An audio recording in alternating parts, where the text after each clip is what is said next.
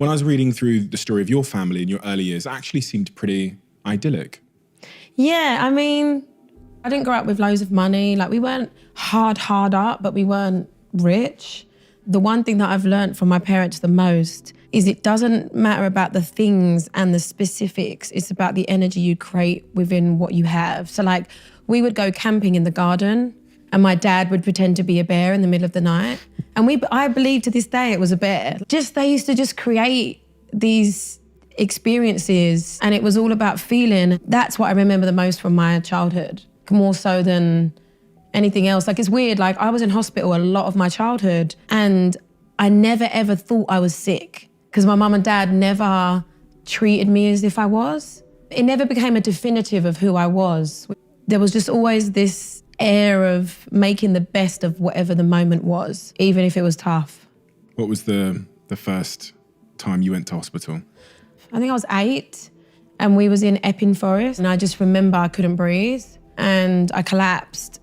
And the next thing I remember is my dad picking me up. We went to the hospital and my dad has WPW. My granddad had WPW, which is a heart problem. And so that was the first time I was taken in with a regular heartbeat. I was put on very heavy medication as a child, which would cause me to have like seizures and pass out. It was just awful. So I was in and out of hospital a lot as a child. It was weird, like I remember being let out for the day to go and do rehearsals for Bugsy Malone. And then I would go back in, so I'd be on a drip at the rehearsal. So there was always this kind of balance that kept me present in myself and I almost think that's been my blessing in my life. My health has always kept my feet on the ground. I never remember being in hospital and being aware of what I was going through. Every memory I have, I'm always thinking about the people I watched, looking at going, God, they need a magazine, or they haven't eaten anything today, or I wonder how they're feeling. I don't remember being in pain or coming around from an operation, or it's weird, it's trippy. It's almost like it didn't happen. You define yourself as an empath. You said it when you came in. Yeah, for sure. And even people that hurt me, I feel bad for the people that hurt me because I look at why they've hurt me as opposed to the way I feel. I don't know, I try and use it as the best I can because I know it's just who I am. When you were in hospital, one of the things that you saw was, which inspired Big White Room, was a boy laid next to you. Yeah, so I was it was a ladybird ward and there was a little boy in the room with me and I remember waking up in the middle of the night and he was crying and praying and had like all of these like tubes and, you know, like the bloodlines and stuff. I just had all these things and he was just going, please don't let me die. I'm so scared. Don't let me die, God. I want to stay here. I really want to be here. And he was, he was probably 10 or 11. And I woke up and I remember just sitting and watching him and just listening to him. And then the next morning, I remember seeing his mum come in and just taking all the balloons. And I said to my mum, like, why isn't he here now? Like, he asked so nicely. And my mum just said, you know, sometimes God needs his angels closer to him. And I remember that moment stayed with me for years. You know, I was probably 10 when that happened. And when I was 16, 17, I had to write a song about it. It was the first song I wrote and it stayed with me. That was the way I needed to let that feeling out. Like, everybody's looking at me and everyone's staring at me. What do I do now? I smile because I'm still here. I don't want to be here. And I don't remember what I felt like before. You know, and obviously since that moment, that experience, and then when I wrote the song, I'd also gone through a lot more health stuff and experiences. But that was the most human thing I'd ever seen. How long did that last, the health issues in your sort of pre-18 years in terms of going in and out of hospital? Not very long. I mean, it was chunks of time and like I had an ablation, which is like a little operation they do where they put 2 wires through your shoulder and 2 wires through your groin and they try and kind of electrocute your heart into a normal rhythm and it didn't work. So I get a regular heartbeat now, but I don't take any medication. I don't believe in medicine as much as other people do. But I think it was funny because I actually got to a point where I felt a lot stronger and I was to feel like I can fit in and I'm not the sick kid that can sing, you know. And then I had a stroke when I was 17. And then it kind of took a dip and then I'd get back on my feet and I get signed and then I broke my foot. You had a stroke at 17? Yeah, I had a stroke in Hamleys, you know, it's the toy shop. Yeah, I lost the feeling on the right side of my body for almost a month.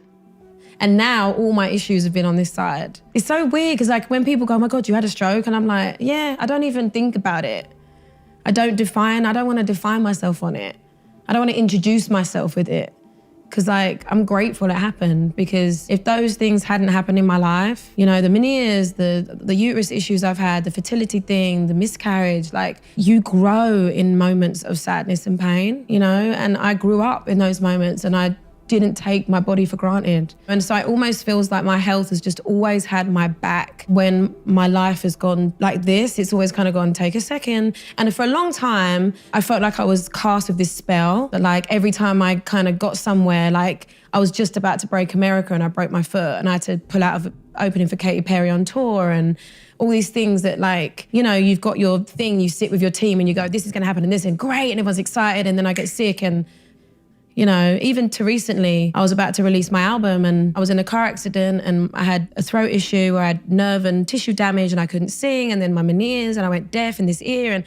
But now I don't even want to release that album because I don't really like the music. Really? And I'm like, maybe that's why it happened. I just feel like I've been protected by my health being what other people would see as bad. But every time something happens to my body, I'm always like, okay, what am I not listening to? How long was that for? It's kind of been my whole life. You know, like the reason that my music exists is because my life exists. You know, I write about shit I go through, you know, so I want to stand in the middle of the pain, even when it's terrifying and you're being exposed. I know this happened for a reason. The day that I found out that the baby had died, but I was on the street crying uncontrollably. I felt like my body had gone numb, like I was just on the street and I was standing there and I couldn't move. I literally just stood at this bush for like 2 hours. And this man came up to me and said, I don't know what's going on in your life in this second, but I know that it's happening so that you can talk about it and help other people.